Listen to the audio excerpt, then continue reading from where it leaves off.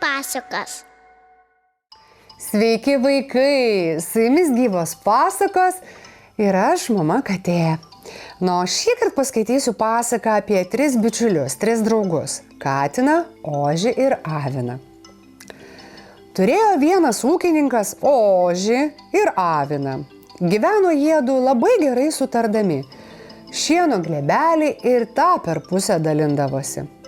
O jei kam šonus ir vanodavo, tai tik Katinui Murkliui. Matanas buvo vagišius ir padauža, bastėsi po kiemą ir vogė, kas akis nakrito. Kartą Ožiui ir Avinui besišnekučiuojant žiū, pilkis Murklys bet šlubuoja, gailiai kniaukdamas net širdis stoja. Ožys ir Avinas klausė, tai ko tu, Murkly, raudi ant 3 kojelių strikinėji? Kaip čia neraudosi, atsakė Murklys, prikūlė mane boba, ūsus nupešė, kojelę išsuko. Už kągi prikūlė? Nė nepajutau, kaip bobos grietinėlę išlaižiau. Pagalvojęs pridūrė, o dar raudu, kad boba lupdama burbėjo. Žentelio laukiu, kuo dabar jį vaišinsiu, nebent Ožį su Avinu papjausiu. Kad pratrūko Ožys su Avinu išgirdę sykiu. Ak tu nevidonė ūsuotasis, ragais tave užbadysim, kanopomis sutrypsim, per tave galas mūsų laukia. Bet Katinas kaltę pripažino ir prašė dovanoti. Ožys ir Avinas jam aišku atleido, tada susėdę visi ėmė tartis, kągi daryti. Avinėli, broleli, atvirta tavo galva, klausė Murklys, mėgink į vartus smogti. Avinas ragais tik tai bakšt. Vartai pasviro, bet neatsivėrė. Vėl Avinas, kad kirto iš visų jėgų į vartus, barkšt. Vartai ir neišlaikė. Dulkės tik tai pakilo, kelias sudundėjo, čia Ožys su Avinu iš kiemo jau sprunka. O jiems įkandin Murklys ant 3 kojelių straksi.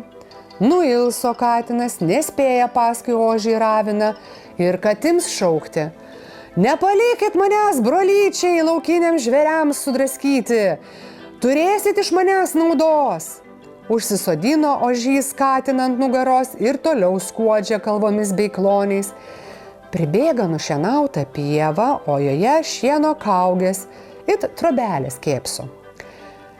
Kaži, kur čia ugnelės gauti, svarsto Ožys ir Avinas, o Katinas patarinėja, susidaužkit judu ragais. Kad įsibėgėjo Ožys ir Avinas, kad pokštelė vienas į kitą ragais, žiežirbos tik tai plykstelėjo ir ant šieno pabiro. Įsidegė ugnis, laužas suruseno, šilta, jauku, gera. Susėdo visi 3, šildosi prie ugnies, mato, dėdė Lokys atpėdina. Leiskit, sako, pasišildyti. Kažin ko, sušalau. Šildykitės, dėdulė Lauky. Iš kur traukėt? Bitynė buvau. Bitės mane sugėlė, nesveikuoju, einu pas lapę, kad pagydytų. Ir pasiliko visi nakvoti. Lokys palei kaugę, Murklys ant kaugės, o Ožys su Avinu prie laužo. Vos prisnūdo, kai 7 pilki vilkai atliuoksėjo, o 8 baltas baltutėlis kaip sniegas. Au! Sustūgo baltasis. Kas čia yra? Subliuvo išsigandęs Ožys ir Avinas, o Murklys jiems ir sako. Oi tu, baltasis vilke, visų vilkų kunigaikštė, pilkųjų broli. Neerzink mūsų viršaičio, ir rodo į Ožį.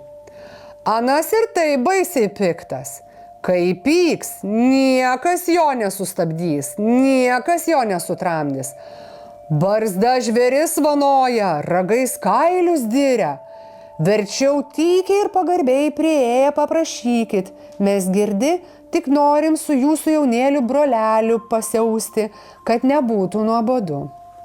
Vilkai barzdotojam Ožiai iš tolo nusilenkė, o tada Lokį apspitę žadina. Tas pakirdęs, kad stvėrė vilkus po du vienon letenon, suėmė už gerklių. Vilkai raudotė užraudojo, kaukė, vaitoja, vos sveikus kailius išnešė. Lapatai tolyn netrūksta. Šitaip gudrusis morklys ožiui Ravinui atsidėkojo už tai, kad jo kailį išgelbėjo. Tiek pasako šį kartą. Ačiū visiems buvusiems kartu. Su jumis Gyvos pasakos ir aš, mama katė.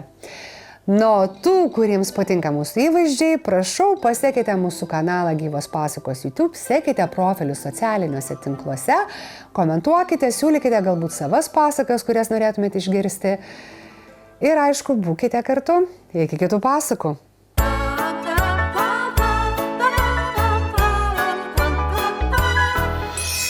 Gyvos pasakos.